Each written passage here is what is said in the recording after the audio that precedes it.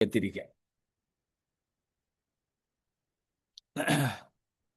മഹാനും ഭയങ്കരനുമായ ദൈവത്തെ ഞാൻ സ്തുതിക്കുകയും വാഴ്ത്തുകയും ചെയ്യുന്നു. കർത്താവിൻ്റെ മഹത്വമുള്ള നാമത്തിന് സ്തോത്രവും സ്തുതിയും ഉണ്ടാകുമാറാകട്ടെ. സ്തോത്രം. ഈ പ്രത്യേക സമയത്തും നമുക്ക് കർത്താവിൻ്റെ തിരുസന്നിധിയിൽ അടുത്തു വരേണ്ടതിന് 2 ദിവസത്തെ ഇടവേളയ്ക്ക് ശേഷം ഒരുമിച്ച് ലഭ്യമായ സന്ദർഭത്തിനായി സ്തോത്രം ചെയ്യുന്നു. ഈ ഫ്ലെക്സിബിലിറ്റിക്കനുസരിച്ച് നമ്മുടെ സമയത്തിൻ്റെ ദിവസത്തിൻ്റെയും ഒക്കെ ആവശ്യാനുസരണം നിങ്ങളും നിന്ന് തരുന്നതിൽ വളരെ സന്തോഷമുണ്ട്. ആ കൂട്ടായ്മയ്ക്കായി ദൈവത്തിന് സ്തോത്രം ചെയ്യുന്നു. ദൈവം ധാരാളം പ്രതിഫലം തരട്ടെ. കർത്താവിൻ്റെ ബഹുമാന്യരായ ദാസന്മാർക്കും ദൈവമക്കൾക്കും ക്രിസ്തുവേശുവിൽ ഉള്ള സ്നേഹവും വന്ദനവും ആദരവോടെ അറിയിക്കട്ടെ. നമ്മൾ പഠിച്ചുകൊണ്ടിരിക്കുന്ന എബ്രായ ലേഖനം 2-ാം അധ്യായത്തിലേക്ക് പോകാം. കഴിഞ്ഞ ദിവസം നമ്മൾ യേശുക്രിസ്തുവിൻ്റെ ജഡധാരണത്തിൻ്റെ 15 ഉദ്ദേശങ്ങളെക്കുറിച്ച് എബ്രായർ 2:9 മുതൽ 18 വരെയുള്ള വാക്യങ്ങളിൽ നിന്നും പഠിച്ചു. അതിനുശേഷം നാം ശനിയാഴ്ച പഠിച്ചത് 8-9 വാക്യങ്ങളിൽ നമ്മൾ വിട്ടുപോയ ചില പദങ്ങളെ കുറിച്ചായിരുന്നു. ആ പദാനുപദമായ ഒരു വ്യാഖ്യാന രീതി നമ്മൾ അവലംബിച്ചു വരുന്നത് കൊണ്ട് അതും ഈ ഭാഗത്ത് നമ്മൾ ചെയ്യുവാനുള്ള ശ്രമമാണ് നടക്കുന്നത്. 8-9 വാക്യങ്ങളിൽ നിന്ന് നമ്മൾ ശനിയാഴ്ച ചിന്തിച്ചത് നേരത്തെ പറഞ്ഞു വിട്ടിട്ടുള്ള ചില കാര്യങ്ങൾ തന്നെയായിരുന്നുവല്ലോ. സ്തോത്രം. അധികാരത്തെക്കുറിച്ചും കീഴ്പ്പെട്ടതിനെക്കുറിച്ചും കീഴാക്കി കൊടുത്തതിനെക്കുറിച്ചുമൊക്കെയുള്ള മൂലപദങ്ങളും അതിൻ്റെ അർത്ഥങ്ങളുമൊക്കെയായിരുന്നു 8-ാം വാക്യത്തിൽ നിന്നും നാം കണ്ടത്. സ്തോത്രം. ഇനി നമുക്ക് 9-ാമത്തെ വാക്യത്തിലേക്ക് പോകാം. 9-ാം വാക്യം നമുക്ക് ഒന്നും കൂടെ വായിക്കാം. എങ്കിലും ദൈവകൃപയാൽ എല്ലാവർക്കും വേണ്ടി മരണം ആസ്വദിപ്പാൻ ദൂതന്മാരിലും അല്പം ഒരു താഴ്ച വന്നവനായി യേശു മരണം അനുഭവിച്ചത് കൊണ്ട് അവന് മഹത്വവും ബഹുമാനവും അണിഞ്ഞവനായി നാം കാണുന്നു. സ്തോത്രം. നമ്മൾ ഇതിനോടകം ഈ വാക്യങ്ങളിലെ മിക്ക ഭാഗങ്ങളും വിചിന്തനം ചെയ്തതാണല്ലോ. അതുകൊണ്ട് ആ ഭാഗങ്ങളൊന്നും ആവർത്തിക്കുവാനായിട്ട് ആഗ്രഹിക്കുന്നില്ല.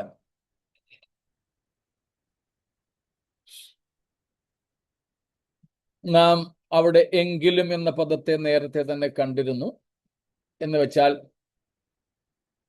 ആദാമ്യവർഗത്തിന് നൽകപ്പെട്ട അധികാരം നഷ്ടപ്പെട്ടു പോയത് മനുഷ്യനെ ദൈവമാക്കി വെച്ച ഇടത്തു നിന്നും അവൻ വീണുപോയി.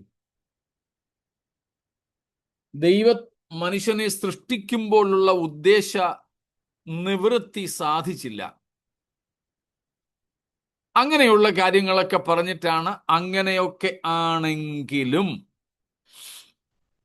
എന്ന് അവിടുത്തെ എങ്കിലും ബട്ട് എന്നതിൻ്റെ അർത്ഥം. അപ്പോൾ മനുഷ്യൻ പരാജയപ്പെട്ടിടത്ത് യേശുക്രിസ്തു ജയാളിയാകുന്ന കാഴ്ചയാണ് നമുക്ക് കാണുവാനായിട്ട് സാധിക്കുന്നത്. യേശുക്രിസ്തു ഈ മനുഷ്യജഡം സ്വീകരിച്ചതിന് ശേഷമല്ല ഉണ്ടായത് അല്ലെങ്കിൽ അസ്തിത്വത്തിലേക്ക് വന്നത് എന്ന് നമുക്കറിയാം. We know Jesus was God, is God, and will continue to be fully God from everlasting to everlasting.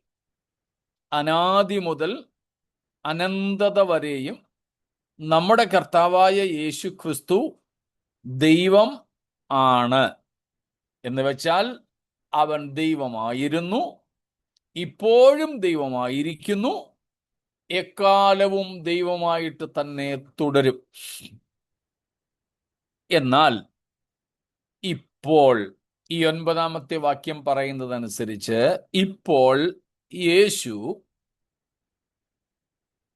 God of very God, ദൈവത്തിൽ നിന്നുള്ള ദൈവം മാത്രമല്ല, സ്തോത്രം, he is very man of very man. Yeshu Kristu സമ്പൂർണ്ണ മനുഷ്യനും കൂടെയാണ് എന്ന് നമുക്ക് മനസ്സിലാക്കാം. യേശുക്രിസ്തുവിന്റെ ഹ്യൂമാനിറ്റി, മനുഷ്യത്വത്തെ കുറിച്ചാണ് എന്ന് നമ്മൾ കണ്ടിട്ടുണ്ട്. സ്തോത്രം. ഈ വാക്യം യേശുക്രിസ്തുവിന്റെ മനുഷ്യത്വത്തെ കുറിച്ചാണെന്ന് നമ്മൾ കണ്ടിട്ടുണ്ട്. നമ്മൾ ഇതിനു മുമ്പ് പറഞ്ഞു വന്നിരുന്നതാണല്ലോ, യേശുക്രിസ്തുവിന്റെ ദൈവത്വത്തിന്റെ ശ്രേഷ്ഠതയാണ് 1-ാം അധ്യായത്തിന്റെ, എബ്രായ ലേഖനം 1-ാമത്തെ അധ്യായത്തിന്റെ ഏതാണ്ട് 4 മുതൽക്ക് ദൂതന്മാരോടുള്ള ബന്ധത്തിൽ 13-ാമത്തെ വാക്യം വരെയും പറഞ്ഞു വന്നിരിക്കുന്നത്. ഇനി അതുമല്ലെങ്കിൽ 1-ാം അധ്യായം മുഴുവനും യേശുക്രിസ്തുവിന്റെ ദൈവത്വത്തിന്റെ മഹത്വത്തെക്കുറിച്ചാണ്. എന്നാൽ 2-ാം അധ്യായത്തിൽ യേശുക്രിസ്തുവിന്റെ മനുഷ്യത്വത്തെക്കുറിച്ചാണ് പ്രസ്താവിക്കുന്നത്. നമ്മള് എബ്രായ ലേഖനത്തിന്റെ തുടക്ക സമയത്ത് പഠിച്ച കാര്യമാണ്. 1-ാം അധ്യായം തൊട്ട് 4-ാമത്തെ അധ്യായം വരെ നമുക്ക് കർത്താവായ യേശുക്രിസ്തുവിന്റെ ആളത്വത്തിന്റെ ശ്രേഷ്ഠതയാണ് മനസ്സിലാക്കുവാൻ സാധിക്കുന്നത്. യേശുക്രിസ്തുവിന്റെ ആളത്വത്തിന്റെ ശ്രേഷ്ഠത. സ്തോത്രം. The greatness or the superiority of the person of Christ is described in chapters 1 through 4. സ്തോത്രം. 1 തൊട്ട് 4 വരെയുള്ള അധ്യായങ്ങൾ മുഴുവനും, അത് നമ്മൾ ഇൻട്രൊഡക്ഷനിൽ കണ്ടതാണ്. 1 ഈ സമയത്ത് ആവർത്തിക്കുന്നു എന്ന് മാത്രമേ ഉള്ളൂ. സ്തോത്രം. യേശുക്രിസ്തുവിന്റെ ആളത്വത്തെ സംബന്ധിക്കുന്ന കാര്യങ്ങളാണ് നമുക്ക് 1 തൊട്ടുള്ള അധ്യായങ്ങളിൽ കാണുവാനായിട്ട് സാധിക്കുന്നത്. സ്തോത്രം. 1 through 4. 4-ാം അധ്യായം മുതൽ നമുക്ക് കാണുവാൻ സാധിക്കുന്നത് the superiority of the work of Christ, യേശുക്രിസ്തുവിന്റെ ശുശ്രൂഷയുടെ പ്രവർത്തനത്തിന്റെ ശ്രേഷ്ഠതകളെ കുറിച്ച്. അപ്പോൾ മൊത്തം ക്രിസ്തുമയമാണ്. സ്തോത്രം.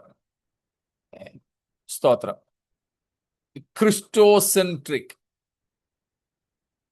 പുതിയ നിയമം മൊത്തം അങ്ങനെയാണ്. പഴയ നിയമവും ഏതാണ്ടൊക്കെ അങ്ങനെ തന്നെയാണ്. പ്രത്യേകിച്ച് നാം ഇപ്പോൾ പഠിക്കുന്ന എബ്രായ ലേഖനം, ക്രിസ്തു. നമ്മൾ 1-ാമത്തെ അധ്യായത്തിൽ തന്നെ യേശുക്രിസ്തുവിന് കൊടുത്തിട്ടുള്ള 20-ൽ പരം ടൈറ്റിൽസ് കണ്ടിരുന്നല്ലോ. സ്തോത്രം. യേശുക്രിസ്തുവിന് കൊടുത്തിട്ടുള്ള 20-ൽ പരം എന്താണ് പറയുന്നത്, പേരുകളെന്നോ സംബോധനാ രീതികളെന്നോ ഒക്കെ. അതുപോലെ തന്നെ 2-ാമത്തെ അധ്യായത്തിൽ ഇനിയുമുണ്ട്. അതും നമുക്ക് യേശുക്രിസ്തുവിനെ എബ്രായ ലേഖനത്തിൽ വരച്ചു കാട്ടിയിരിക്കുന്നത് എങ്ങനെയെന്ന് വേറെയായിട്ടൊന്ന് ചിന്തിക്കാമെന്നും ഒരു താല്പര്യമുണ്ട്. അപ്പോ യേശുക്രിസ്തുവിന്റെ ദൈവത്വം, യേശുക്രിസ്തുവിന്റെ മനുഷ്യത്വം, യേശുക്രിസ്തുവിന്റെ ആളത്വം, യേശുക്രിസ്തുവിന്റെ ശുശ്രൂഷ, ഇങ്ങനെയുള്ള ഒരു വിഭജനം നമുക്ക് ഈ ഭാഗങ്ങളിൽ കാണാം. അതിൽ യേശുക്രിസ്തുവിന്റെ മനുഷ്യത്വത്തിന്റെ ശ്രേഷ്ഠതകളാണ്, അതിൻ്റെ ഉദ്ദേശങ്ങളുമാണ് നമ്മളിപ്പോൾ പഠിച്ചുകൊണ്ടിരിക്കുന്നത്. അതിൽ 9-ാമത്തെ വാക്യത്തിൽ ഇപ്പോൾ നമ്മൾ വായിച്ചത്, സ്തോത്രം, ദൈവകൃപയാൽ മനുഷ്യൻ പരാജയപ്പെട്ടു, ആദാമ്യ വംശം പരാജയപ്പെട്ടു. സ്തോത്രം.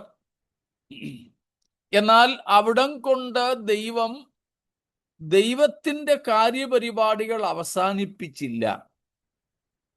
God did not give up his plan even when man failed.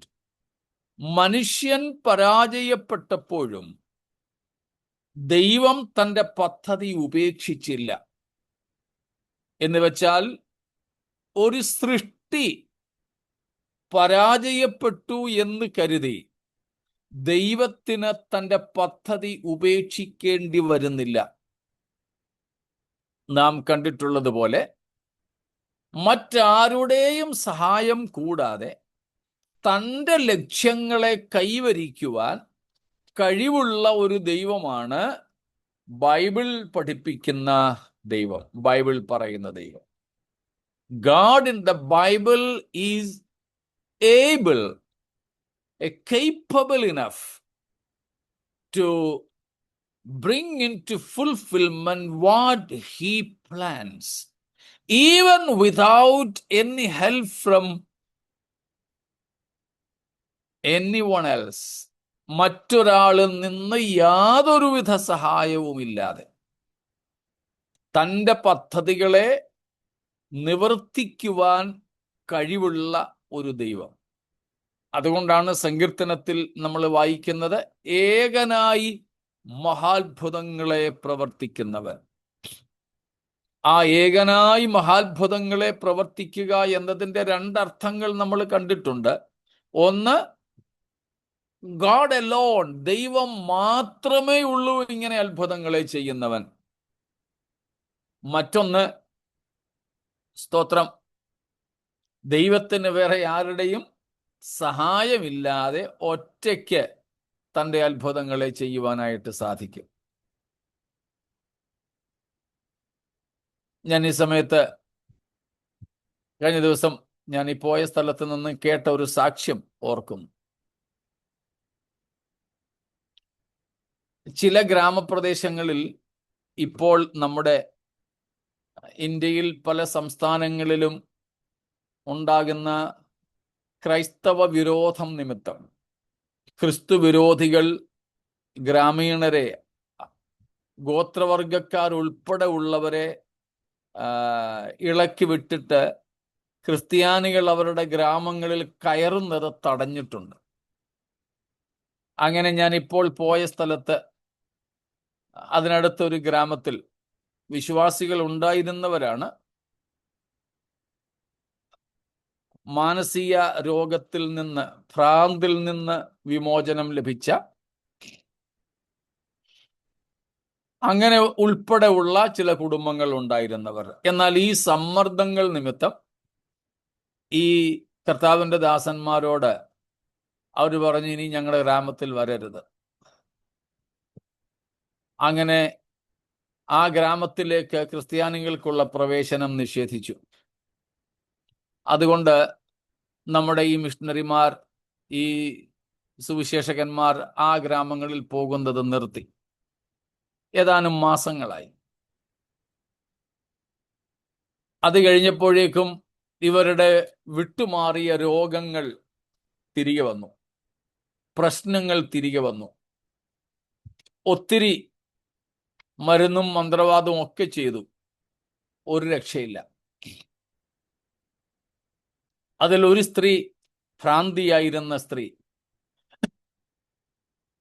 അവർ ഗർഭിണിയാണ്, പ്രസവ സമയം അടുത്തു, ആശുപത്രികളിലൊക്കെ പോകുന്നു, പ്രസവം നടക്കുന്നില്ല. മാനസിക വിഭ്രാന്തിയും കൂടി. ഇത് പോലീസും സർപഞ്ചും അവിടുത്തെ ഭരണാധികാരികളും ഒക്കെ അറിഞ്ഞുകൊണ്ടുള്ള സംഭവമാണ്. അവരൊക്കെ കൂടെ ചേർന്നാണ് ഈ സുവിശേഷകർക്ക് അവിടേക്ക് പ്രവേശനം നിഷേധിച്ചത്. അതുകൊണ്ട് ഇവർക്ക് അത് മറികടന്ന് പോകാനും പറ്റില്ല. ഒടുവിൽ പോലീസുകാർ ഉൾപ്പെടെയുള്ളവർ അറിഞ്ഞ് അനുവദിച്ചും കൊണ്ട് ഈ മിഷണറിയെയൊക്കെ തിരിച്ച് ഗ്രാമത്തിലേക്ക് വിളിപ്പിച്ചു. അങ്ങനെ അവരവരുടെ തെറ്റുമൊക്കെ സമ്മതിച്ച് തിരികെ ചെന്നു. അവർക്ക് വേണ്ടി പ്രാർത്ഥിച്ചു. വട്ടും മാറി പ്രസവം നടന്നു. Then and there. ദൈവം ചെയ്യുന്ന അത്ഭുതങ്ങൾ നമ്മുടെ ദൈവത്തിനല്ലാതെ മറ്റാർക്കും ചെയ്യാൻ കഴിയാത്ത അത്ഭുതങ്ങളുണ്ട്. സ്തോത്രം. ഏകനായി മഹാത്ഭുതങ്ങളെ പ്രവർത്തിക്കുന്നവൻ എന്ന സങ്കീർത്തനത്തിൽ നാം വായിക്കുന്നതിൻ്റെ അർത്ഥമാണ് ഈ പറഞ്ഞത്. നമ്മുടെ ദൈവത്തിന് മാത്രം ചെയ്യാൻ കഴിയുന്നതും നമ്മുടെ ദൈവം മാത്രം ചെയ്യുന്നതുമായതും മറ്റാരുടെയും സഹായം കൂടാതെ നമ്മുടെ ദൈവത്തിന് ഒറ്റയ്ക്ക് നിവർത്തിച്ചെടുക്കുവാൻ കഴിയുന്നതുമായ കാര്യങ്ങളാണ് സ്തോത്രം ഈ പറയുന്നത്. അതുകൊണ്ട് ദൈവം സൃഷ്ടിച്ച മനുഷ്യൻ ദൈവോദ്ദേശത്തിൽ നിന്നും വീണുപോയി. പക്ഷേ ദൈവം തൻ്റെ പദ്ധതി ഉപേക്ഷിച്ചില്ല. God did not give up his original plan despite failure of man God created. സ്തോത്രം. സകല പരാജയങ്ങൾക്കും പരിഹാരമെന്നവണ്ണമാണ് നമുക്കിവിടെ കാണാൻ കഴിയുന്നത് കർത്താവായ യേശു ക്രിസ്തുവിൻ്റെ ജഡധാരണം, മനുഷ്യ ശരീരം യേശു ഏറ്റെടുത്തത്. സ്തോത്രം. യേശു ക്രിസ്തുവിൻ്റെ ജഡധാരണം. അതിനവിടെ ആധാരമായിട്ട് പറയുന്നത് ദൈവകൃപയാൽ, ദൈവകൃപ, the grace of God. Grace of God. Grace of God എന്നതിനെ പ്രധാനമായും രണ്ട് രീതികളിലാണ് മനസ്സിലാക്കുന്നത്. ഗ്രേസ് ഓഫ് ഗാഡ്, ദൈവകൃപ, അതിനെ രണ്ട് രീതിയിലാണ് വേദപുസ്തകത്തിൽ നമുക്ക് മനസ്സിലാക്കുവാൻ സാധിക്കുക. അതിൻ്റെ മൂലപദ അർത്ഥങ്ങളിൽ നിന്നുമാണ് നാം ഈ കാര്യം ചിന്തിക്കുന്നത്. സ്തോത്രം. One is objectively and next one is subjectively. സ്തോത്രം. ഒബ്ജക്റ്റീവായിട്ട് നാം ദൈവകൃപ എന്ന് പറഞ്ഞാൽ നാം വായിക്കുന്നുണ്ടല്ലോ സ്നാപകനെ കുറിച്ചും യേശുക്രിസ്തുവിനെ കുറിച്ചുമൊക്കെ. ബാലൻ അല്ലെങ്കിൽ ശിശു വളർന്നതിനെ പറ്റി നമ്മൾ വായിക്കുന്നു. എന്താ? He grew up in wisdom and stature. Praise God. സ്തോത്രം. ഈ ശിശുക്കൾ, ഈ ബാലന്മാർ വളർന്നു വന്നു. ദൈവത്തിൻ്റെയും മനുഷ്യരുടെയും കൃപയിലും ജ്ഞാനത്തിലും അവർ വളർന്നു. They grew in the grace of God and man. സ്തോത്രം. അതുപോലെ മറ്റ് പല ലേഖനങ്ങളിലും നാം കാണുന്നുണ്ട്,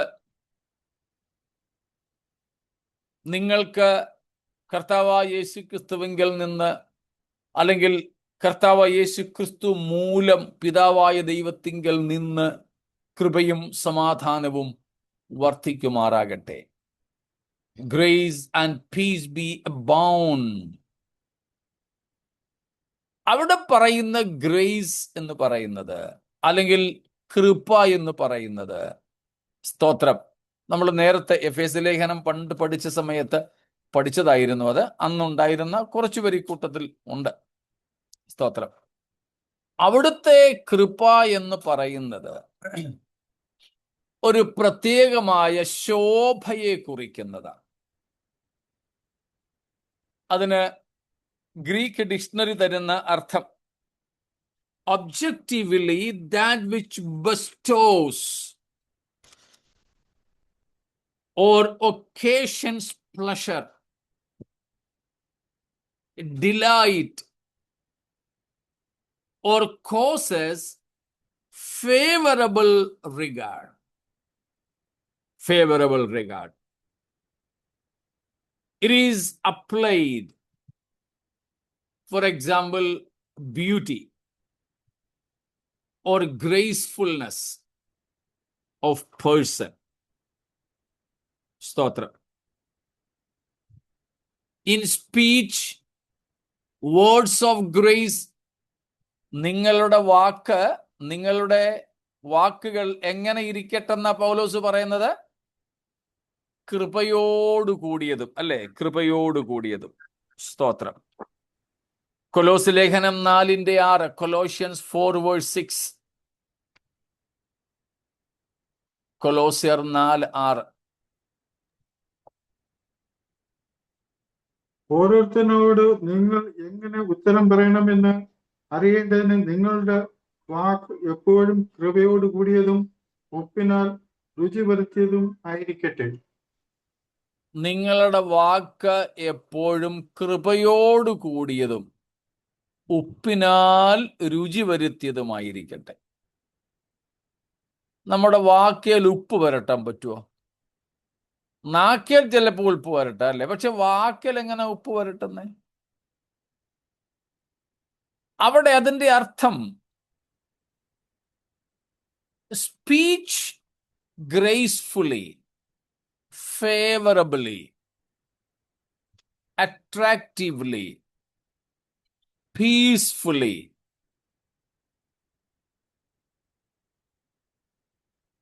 ശലോമോൻ പറയുന്നത് പോലെ കത്തി കൊണ്ട് കുത്തുന്നത് പോലെ സംസാരിക്കുന്നവരുണ്ട്. പക്ഷേ നമ്മുടെ വാക്കുകൾ വളരെ ദയയോടുകൂടിയത്, വെണ്ണ പുരട്ടുന്നത്, കേൾക്കുന്നവർക്ക് ആശ്വാസം കൊടുക്കുന്നത്, കംഫർട്ടിങ് വേർഡ്സ്. ചിലരെ കുറിച്ചൊക്കെ പറഞ്ഞ് കേട്ടിട്ടില്ലേ? പറയുന്നത് കേട്ടാൽ കൈയില്ലാത്തവനും വെച്ച് കെട്ടി തല്ലുമെന്ന്. ചിലരുടെ വാക്ക് കേട്ടാല് കൈയില്ലാത്തയാളാ, എവിടെങ്കിലും പോയിട്ട് ഡ്യൂപ്ലിക്കേറ്റ് കൈ വെച്ച് കെട്ടി അടിക്കുമെന്ന്. സംസാരിക്കാൻ അറിയത്തില്ലെന്ന്. ചിലരങ്ങനെ. മനസ്സിൽ ചിലപ്പോ ഒന്നും കാണത്തില്ല, പക്ഷേ സംസാരം അങ്ങനെയാ. എന്നാൽ ചിലരോ വാക്കുകൾ വളരെ ദയോട് മൃദുവായിട്ടുള്ളത്, സോഫ്റ്റ് സ്പോക്കൺ. ചിലരെ കുറിച്ച് നമ്മളങ്ങനെ പറയാറില്ലേ? He is very soft spoken.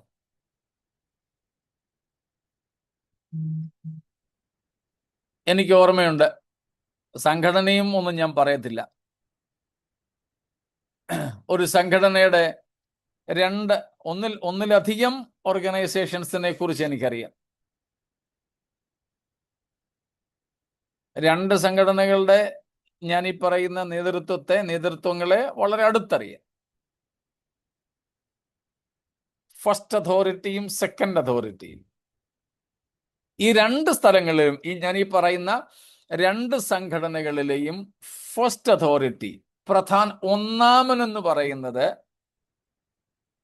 ഭയങ്കര, നമ്മൾ പറയത്തില്ലേ, കട്ട് ആൻഡ് ട്രൈ, വെട്ടൊന്ന് മുറി 2. അതേസമയം ഈ 2 സംഘടനകളിലും രണ്ടാമത്തെ ആളെന്ന് പറയുന്നത് നേരെ തിരിച്ച, ഏതൊരു വിഷയത്തെയും വളരെ ലാഘവത്തോടെ, ഗൗരവമില്ലാതെന്നല്ല, വളരെ സോഫ്റ്റ് ആയിട്ട് കണ്ട്, ഇപ്പം റിസൈൻ ചെയ്യുന്നൊക്കെ പറഞ്ഞു വരുന്ന ആൾക്കാരെ ഇരുത്തി എന്തെങ്കിലുമൊക്കെ പറഞ്ഞ് ഒന്ന് സമന്വയിപ്പിച്ച് വിഷയമൊക്കെ പരിഹരിച്ചു വിടും. അത് ഈ 2 കൂട്ടർക്കും അറിയാം. അതുകൊണ്ട് ഈ ഏറ്റവും പ്രധാനപ്പെട്ട നേതാവ് മറ്റേയാളോട് പറഞ്ഞിട്ടുണ്ട്, എൻ്റെ അടുത്തോട്ട് ആദ്യമേ ഒന്നും കാര്യങ്ങൾ വിട്ടേക്കരുത്. വിട്ടാൽ അത് ശുഭകരമായിട്ട് തീരത്തില്ല.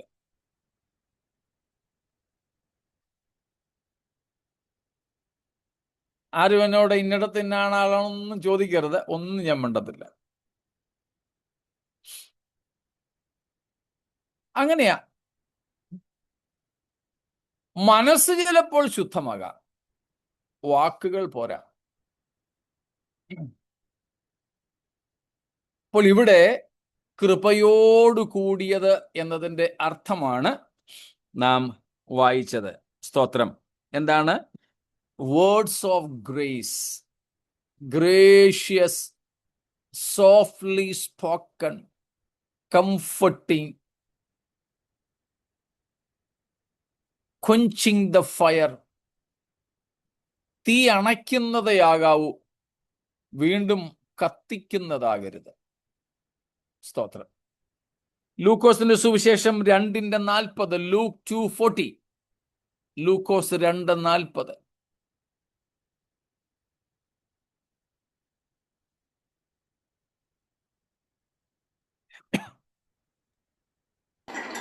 പൈതൽ വളർന്നു, ജ്ഞാനം നിറഞ്ഞു, ആത്മാവിൽ ബലപ്പെട്ടു പോന്നു, ദൈവകൃപയും അവന്റെ മേലുണ്ടായിരുന്നു. ദൈവകൃപ. സ്തോത്രം. ദൈവകൃപ. ഈ ഗ്രേസ് എന്ന് പറയുന്ന ഖാരീസ്, CHARIS, ഖാരീസ്, ഗ്രീക്ക് വാക്കിന്റെ അർത്ഥമാണ് നമ്മൾ ഈ ചിന്തിക്കുന്നത്. നമ്മൾ ചെല്ലക്കുറിച്ച് പറയത്തില്ലേ, ആ എന്ത് ഗ്രേസ്ഫുൾ ആയിട്ടുള്ള ഫേസാ. ചിലരെ കാണുമ്പോൾ നമ്മൾ പറയുമല്ലോ, എന്തൊരു ഐശ്വര്യമാണെന്നൊക്കെ പറയത്തില്ലേ, അതുപോലെ അങ്ങനെയുള്ള ഒരു ഐശ്വര്യം രൂപത്തിലും ഭാവത്തിലും സ്വഭാവത്തിലും വാക്കുകളിലും ഇടപെടലുകളിലും ഒക്കെ ഉണ്ടായിരിക്കുന്നതിനെ കൃപ എന്ന് പറയാറുണ്ട്. ആ കൃപ നമുക്ക് മേൽക്കുമേലുണ്ടായിരിക്കണം. നമ്മൾ അങ്ങനെയുള്ള ഒരു ഗ്രേസ്ഫുൾ പേഴ്സൺ ആയിരിക്കണം, അങ്ങനെ കൃപയുള്ള ഒരാളായിരിക്കണം നാം. ഇവിടെ പറയുന്ന കൃപയുടെ ഇപ്പോൾ നമ്മൾ ചിന്തിക്കുന്ന അർത്ഥം എന്തെങ്കിലും ശുശ്രൂഷിക്കുന്ന വെളിപ്പെടുത്തുന്ന കൃപയൊന്നുമല്ല. അത് വ്യക്തിത്വത്തിൽ വെളിപ്പെടുന്ന ഒരു സന്തോഷകരമായ, സന്തോഷിപ്പിക്കുന്നതായ അനുഭവമാണ്. സ്തോത്രം. ഞങ്ങളുടെ ചർച്ചില് പുതുതായിട്ട് വരുന്ന ചിലരുണ്ട്. അതിൽ 1-2 പേര് എല്ലാ കൂട്ടായ്മ കഴിഞ്ഞിട്ടും ഞങ്ങളോട് പറയും, വന്നിട്ട് എന്തൊരു ആശ്വാസം, ഈ ഒരു ദിവസത്തിന് വേണ്ടി ഇങ്ങനെ കാത്തിരിക്കുക, ഒന്ന് വന്ന് നിങ്ങളെയൊക്കെ ഒന്ന് കാണുന്നതും ഇവിടെ വന്നിരിക്കുന്നതും പാടുന്നതും പ്രാർത്ഥിക്കുന്നതും ഒക്കെ മനസ്സിന് ഭയങ്കര ശാന്തിയും സന്തോഷവും തരുന്നു. ആ ഒരു ഗ്രേസ്ഫുൾനെസ് നമ്മുടെ കൂട്ടായ്മകളിലും നമ്മുടെ സാന്നിധ്യത്തിലും ഒക്കെ വേണം.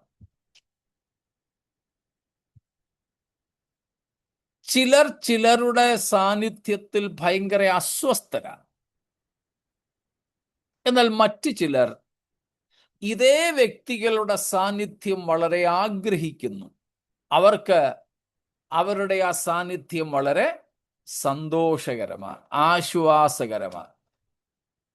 We must be full of grace as this child was full of grace in Luke 2:40. We should be graceful as our presence, our words, our counsel, our touching, even our voice would be comforting to others, encouraging to others. അങ്ങനെയുള്ള ഒരു ദൈവകൃപ നമുക്കുണ്ടായിരിക്കണം. നമ്മുടെ സ്വന്തം വീട്ടിലായാലും സഭയിലായാലും വെളിയിൽ എവിടെയെങ്കിലും ആയാലും നമ്മുടെ സാന്നിധ്യം മറ്റുള്ളവർക്ക് ഒരു ധൈര്യവും സന്തോഷവും സമാധാനവും ആശ്വാസവും ഒക്കെ കൊടുക്കുന്നതാകണം. സ്തോത്രം. അങ്ങനെയുള്ള ഒരു ദൈവകൃപയുടെ നിറവ് നമുക്ക് ആവശ്യമുണ്ട്. അങ്ങനെയാണ് കൃപയുള്ള വ്യക്തികളെന്ന് വിളിക്കപ്പെടുക. സ്തോത്രം. ആ കൃപ അനുഭവിപ്പാൻ നമുക്കിടയാകണം, നമ്മിലൂടെ മറ്റുള്ളവർക്കും. സ്തോത്രം. കൊരിന്ത്യർക്കുള്ള 2-ാം ലേഖനം 8-ന്റെ 6 വാക്യവും കൂടെ. 2 Corinthians 8:6. അങ്ങനെ തീത്തോസ് ആരംഭിച്ചതുപോലെ നിങ്ങളുടെ ഇടയിൽ ഈ ധർമ്മശേഖരം നിവർത്തിക്കണമെന്ന് ഞങ്ങൾ അവനോട് അപേക്ഷിച്ചു.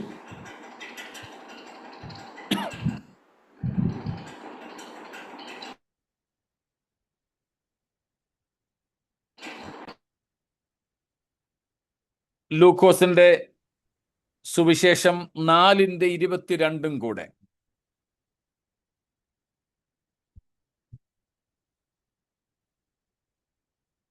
എല്ലാവരും അവനെ പുകഴ്ത്തി അവന്റെ വായിൽ നിന്ന് പുറപ്പെട്ട ലാവണ്യ വാക്കുകൾ നിമിത്തം ആശ്ചര്യപ്പെട്ടു.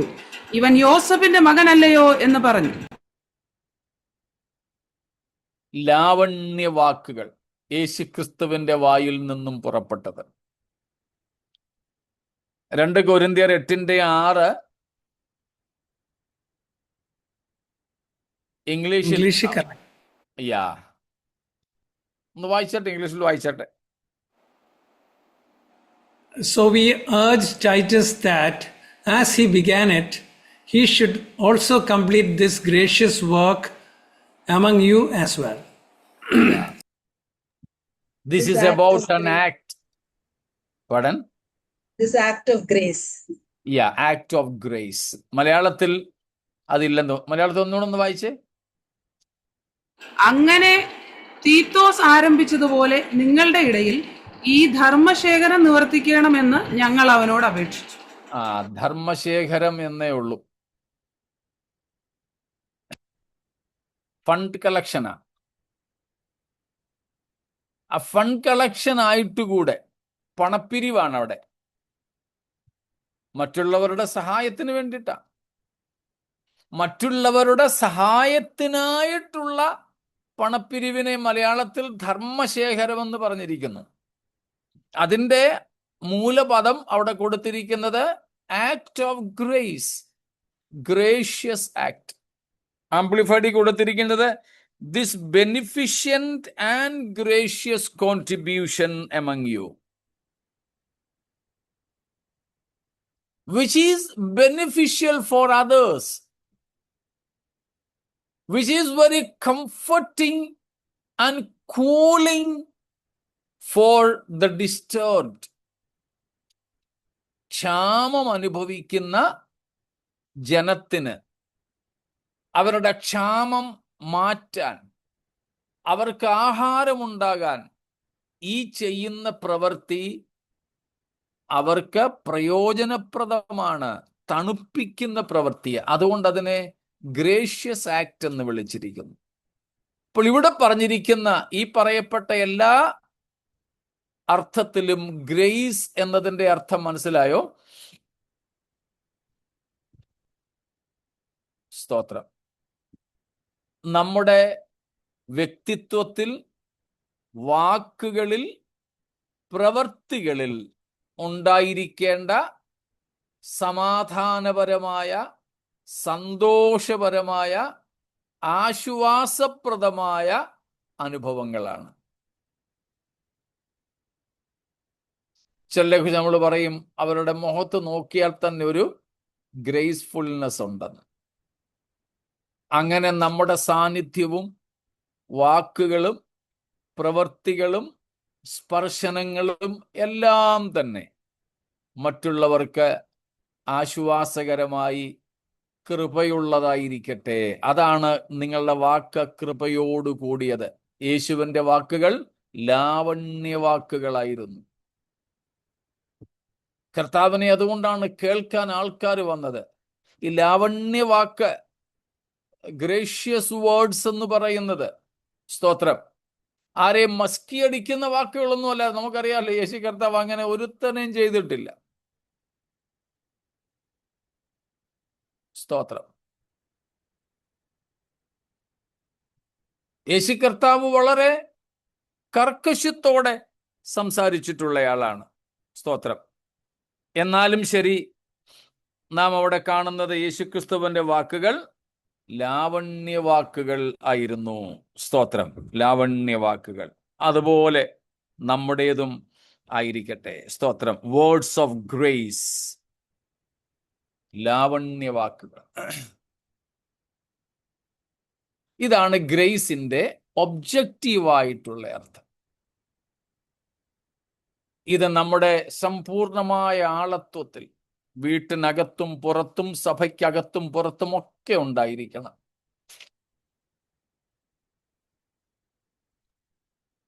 ചിലരെ കുറിച്ചൊക്കെ പറയത്തില്ലേ, സംസാരിക്കാനാണെങ്കിൽ ആ പുള്ളി ഇങ്ങോട്ട് വരണ്ടാന്ന്, എനിക്ക് ആ പുള്ളിയോട് സംസാരിക്കണ്ടാന്ന് പറയത്തില്ലേ ചിലരെ കുറിച്ച്.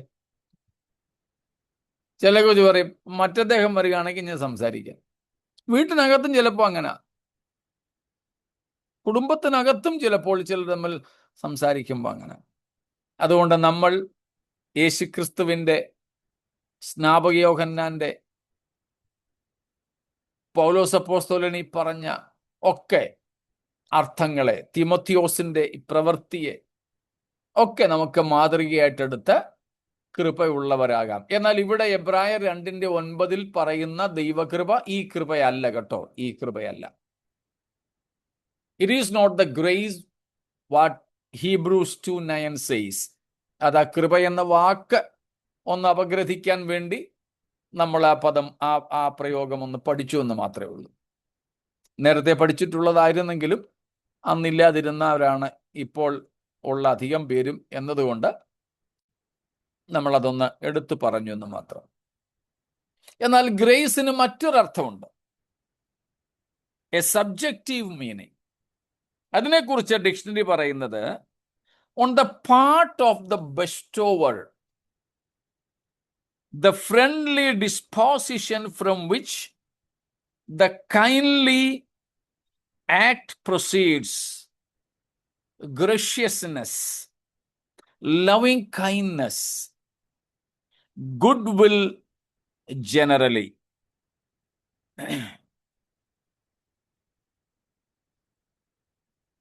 അപ്പോസ്തല പ്രവൃത്തികൾ 7:10 നോക്കിക്കാട്ടെ. Acts 7:10.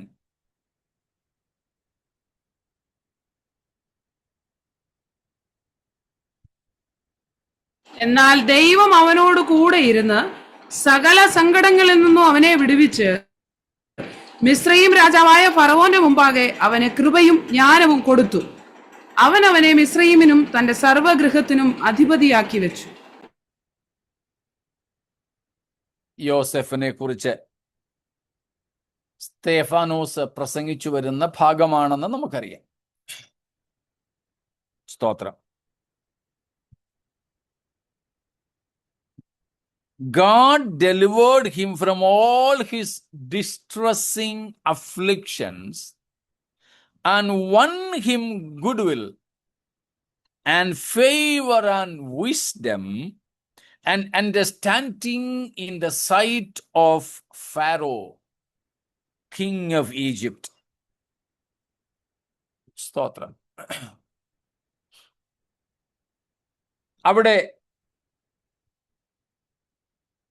the divine favor upon a person, ഒരു വ്യക്തിയുടെ മേൽ ദൈവത്തിനുണ്ടാകുന്ന കൃപാകടാക്ഷത്തെയാണ് ഇവിടെ ഉദ്ദേശിക്കുന്നത്. ഒന്നാമത്തെ ഭാഗത്ത് സംതിങ് ഈസ് ബെസ്റ്റോഡ്, എന്നാൽ ഇവിടെ ബെസ്റ്റോവർ, കൊടുക്കുന്നവന്റെ ഭാഗത്ത് നിന്നും നൽകപ്പെടുന്ന കാര്യമായിട്ടാണ്, ദൈവത്തിൽ നിന്ന് നമുക്ക് ലഭിക്കുന്ന കാര്യമായിട്ടാണ് ഇവിടെ കൃപയെ പറയുന്നത്. ഒന്നാം ഭാഗത്ത് ദൈവത്തിൽ നിന്നും നമുക്ക് ലഭിക്കുന്നതല്ല, പകരം നമ്മുടെ മേൽ ഉള്ള, നമ്മിലുള്ള ഒരു സംഗതിയായിട്ടാണ്. എന്നാൽ ഇവിടെ ദൈവം ഒരുവന് നൽകുന്ന ഒന്നായിട്ട് നാം കാണുന്നു. സ്തോത്രം. എന്നിട്ട് വേറെ ഒത്തിരി ഭാഗങ്ങൾ അതിലുണ്ട്.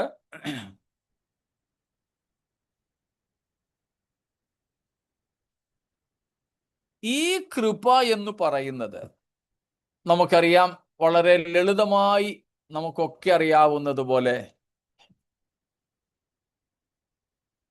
bestowing upon a person something what he doesn't deserve, but as a free gift for the betterment of that receiver.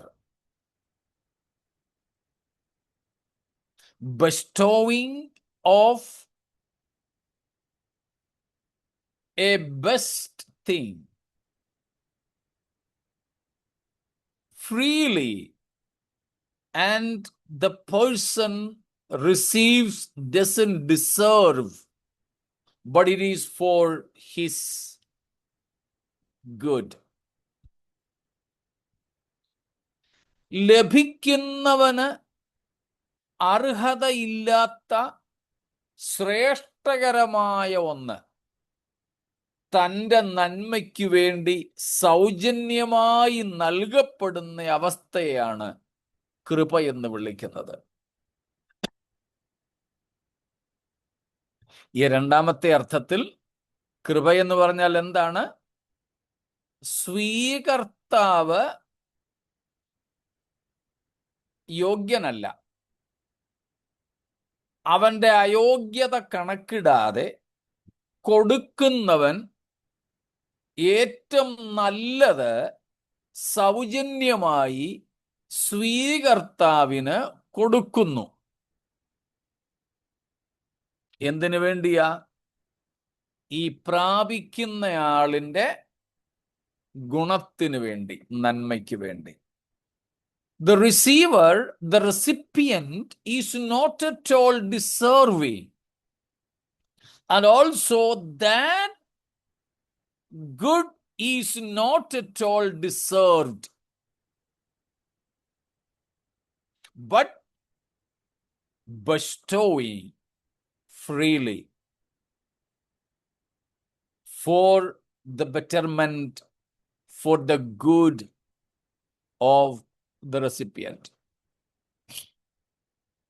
ഇവിടെ റെസിപ്പിയന്റ്, ഇവിടെ സ്വീകർത്താക്കൾ എന്ന് പറയുന്നത് മനുഷ്യജാതിയാ.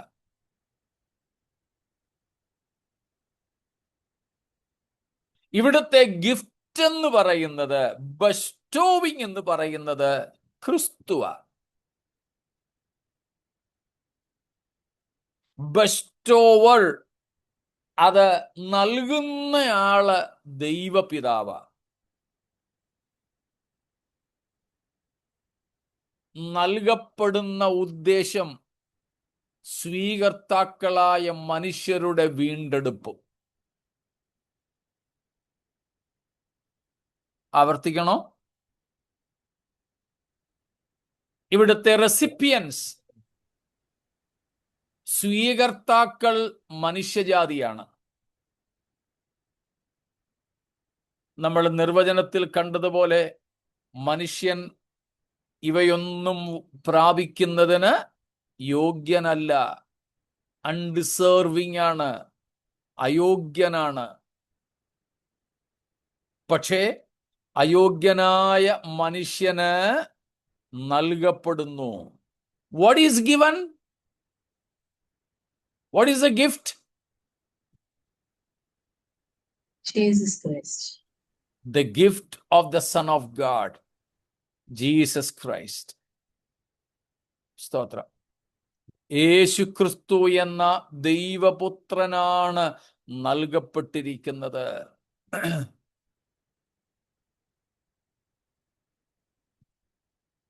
മൂന്ന്,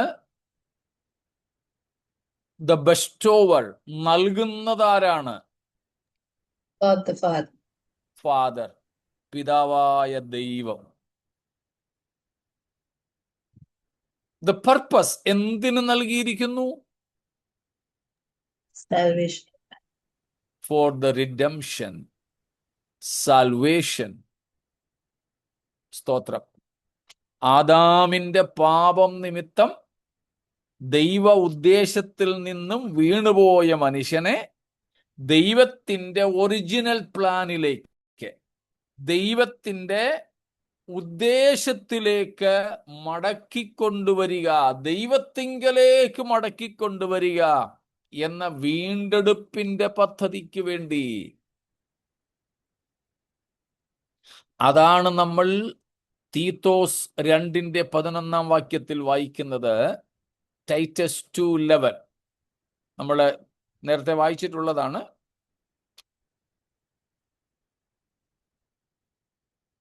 തീത്തോസ് 2:11.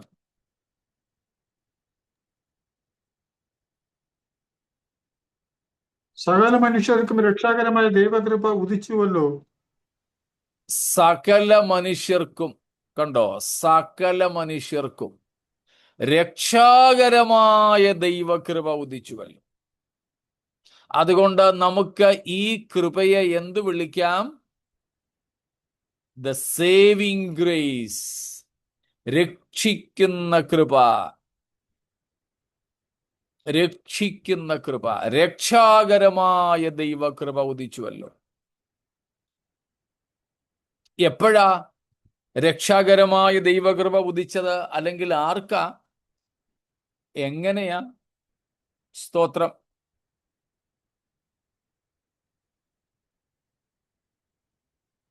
നാം അവിടെയും കാണുന്നത് കർത്താവായ യേശുക്രിസ്തുവിന്റെ ഭൂമിയിലേക്കുള്ള വരവുമായി ബന്ധപ്പെട്ടാണ്.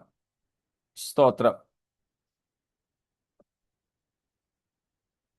For the grace of God, His unmerited favor and blessing has come forward or appeared for the deliverance from sin and the eternal salvation for all mankind.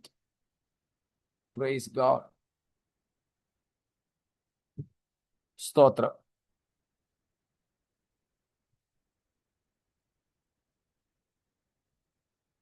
യേശുക്രിസ്തുവിനെ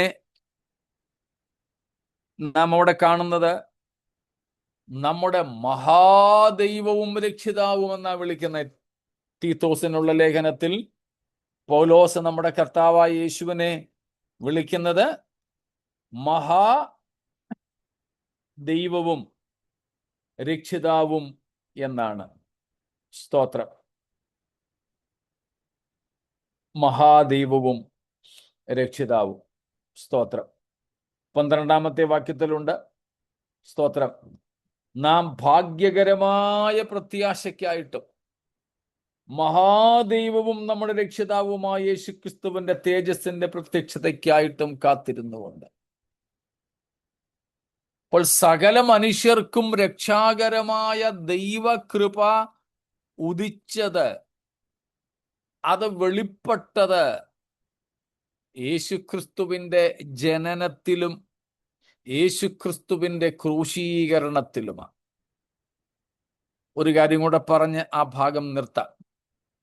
അതുകൊണ്ട് യേശുക്രിസ്തുവിന്റെ ജനനം, ശുശ്രൂഷ, ക്രൂശ് മരണം, സ്തോത്രം, യേശുവിന്റെ അടക്കം, പുനരുത്ഥാനം എന്നീ വസ്തുതകളെല്ലാം ദൈവകൃപയുടെ വിളംബരങ്ങളും വെളിപ്പാടുകളുമായിരുന്നു. ഇവയെല്ലാം രക്ഷിക്കുന്ന ദൈവകൃപയുമായിരുന്നു എന്നതിനാൽ, സ്തോത്രം, ഈ സുവിശേഷത്തിന്റെ പേര്, ഈ യേശുക്രിസ്തുവിനെ കുറിച്ചുള്ള സുവിശേഷത്തിന്റെ പേരെന്തവാ?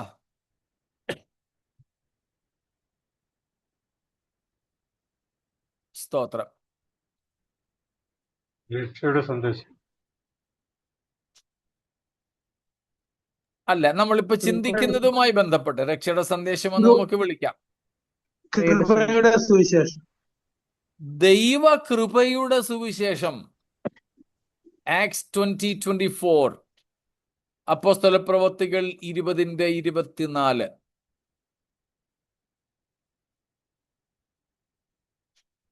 എങ്കിലും ഏതെങ്കിലും ഭാഷയിൽ വായിച്ചോ? എങ്കിലും ഞാൻ എന്റെ പ്രാണനെ വിലയേറിയതായി എണ്ണുന്നില്ല. എന്റെ ഓട്ടവും ദൈവകൃപയുടെ സുവിശേഷത്തിന് സാക്ഷ്യം പറയേണ്ടതിന് കർത്താവായ യേശു തന്ന ശുശ്രൂഷയും തികയ്ക്കണം എന്നേ എനിക്കുള്ളൂ. സ്തോത്രം. അവിടെ പൗലോസ് ഈ സുവിശേഷത്തെ വിളിക്കുന്നത് ദൈവ കൃപയുടെ സുവിശേഷം എന്നാണ്. കൃപയുടെ സുവിശേഷം എന്നും വേണമെങ്കിൽ പറയാം. The gospel of the grace of God. സകല മനുഷ്യരെയും വീണ്ടെടുക്കേണ്ടതിന് അഥവാ രക്ഷിക്കേണ്ടതിന് കർത്താവായ യേശു ക്രിസ്തുവിൽ കൂടെ ഉദിച്ചുയർന്ന ദൈവകൃപയുടെ വെളിപ്പാടിനെയാണ് നാം ഇവിടെ കാണുന്നത്. അതുകൊണ്ടാണ് അപ്പോസ്തലൻ എബ്രായർ 2:9 പറഞ്ഞത്, എങ്കിലും ദൈവകൃപയാൽ. ആ ദൈവകൃപ എന്ന പദമാണ് നാം അപഗ്രഹിച്ചത്. സ്തോത്രം. മറ്റൊരു കൃപയും കൂടെ ഉണ്ട്. അതിനെ നമുക്ക് എനേബിളിംഗ് ഗ്രേസ് എന്ന് വിളിക്കാം. പ്രാപ്തമാക്കുന്ന കൃപ. സ്തോത്രം.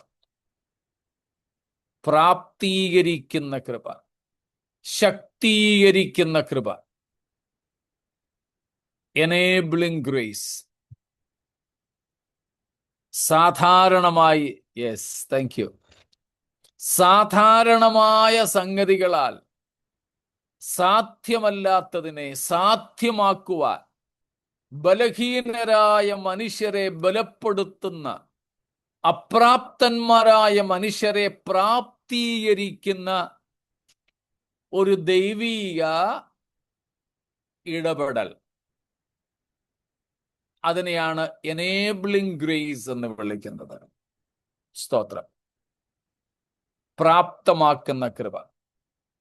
ബലഹീനരാണ്. ഒരു കാര്യം ദൈവം ഉദ്ദേശിക്കുന്ന ആ കാര്യം, ദൈവം ഏൽപ്പിച്ച ആ കാര്യം തികച്ചെടുക്കാൻ പ്രാപ്തിയില്ല. പക്ഷേ അതിനുവേണ്ടി നമ്മളെ ബലപ്പെടുത്തുന്ന, പ്രാപ്തരാക്കുന്ന ദൈവിക ദാനത്തെയാണ് നാം ഈ പ്രാപ്തമാക്കുന്ന കൃപ, എനേബിളിംഗ് ഗ്രേസ് എന്ന് വിളിക്കുന്നത്. സ്തോത്രം. ഇവിടെ ആ രണ്ടർത്ഥവും നമുക്ക് എടുക്കാം. എബ്രായർ 2:9 ഒടുവിലത്തെ രണ്ടർത്ഥങ്ങളും എടുക്കാം. സകല മനുഷ്യരോടും അവരെ വീണ്ടെടുക്കുവാൻ ദൈവത്തിന് കൃപ തോന്നി. അതിനുവേണ്ടി ദൈവം തന്റെ പുത്രനെ ഭൂമിയിലേക്ക് അയച്ചു. സ്തോത്രം. മനുഷ്യന് അസാധ്യമായതിനെ സാധ്യമാക്കുവാൻ യേശു ക്രിസ്തു ദൂതന്മാരിലും അല്പം താഴ്ച വന്നവനായി വന്നെങ്കിലും അവനെ പ്രാപ്തനാക്കി. പ്രിയരെ, നമുക്ക് നൽകപ്പെട്ട ഈ വലിയ ദൈവകൃപയ്ക്കായി സ്തോത്രം. യേശുക്രിസ്തുവിന്റെ മനുഷ്യ ജനനത്തിലും ശുശ്രൂഷയിലും ക്രൂശിലും വെളിപ്പെട്ട ഈ കൃപയുടെ ആധിക്യത്തിനായി സ്തോത്രം ചെയ്ത് ദൈവം നമ്മുടെ മേൽ പകരുന്ന കൃപയാൽ അസാധ്യമായവയെ സാധ്യമാക്കി ഈ കർത്താവിനോട് കൂടെയുള്ള നിത്യവാസത്തിനായി നമുക്ക് ഒരുങ്ങാം. ഈ വചനങ്ങളാൽ ദൈവം നമ്മെ അനുഗ്രഹിക്കുമാറാകട്ടെ.